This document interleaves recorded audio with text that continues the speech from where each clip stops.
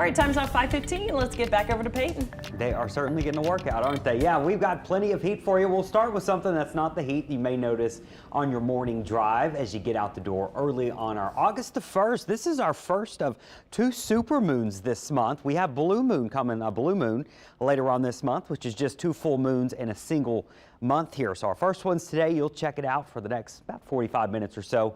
Well, we'll say the next 30 minutes or so before it sets below the horizon. So you may see that on your morning drive. It's already hot and muggy, by the way. Look at the lakefront. Feels like 98 at 5:15. It feels like 94 in Kenner at the airport. A little bit better there in Slidell at 78, 75 in Bogalusa, and 86 for our friends over on the Mississippi coast in Gulfport. Getting you ready for plenty of heat and humidity today. We are going to stair step it up to about 100 again. Yesterday we got it to 101.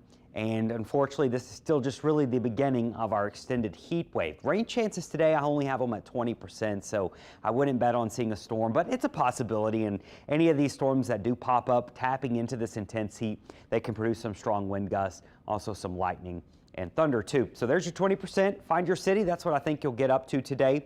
The record is 100. That was set back in 2010. It's going to be hard to break a record of 100, but we'll be close to tying it. And who knows, you may spike to 101 at some point, but generally around 100. Once again, already feels like the upper 90s in parts of the city. Elsewhere, it feels like the 80s, whether you're on the north or south shore. Everyone will feel like the 1 teens. This is why we have that heat warning anywhere from 9 a.m.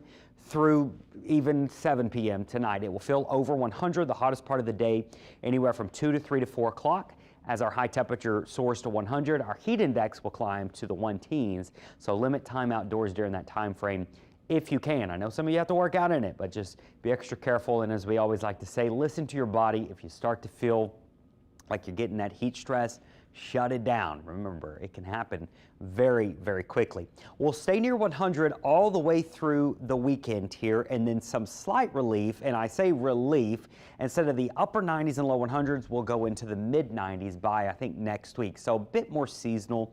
After all, it is August. Augusts are always very hot, but right now we are definitely running above where we should be with our near records. Rain chances are going to stay isolated through the rest of the work week. Rain chances a little bit higher for the weekend and staying higher into early next week as well, which hopefully will help some with the hot temperatures. Tropics, not worried about either one of these. These are both headed out into the Atlantic. Invest 97 is zooming out to the Atlantic, and Invest 96 has been struggling. It's still lifting to the north here, but there's no threats to the Gulf of Mexico through the rest of this week.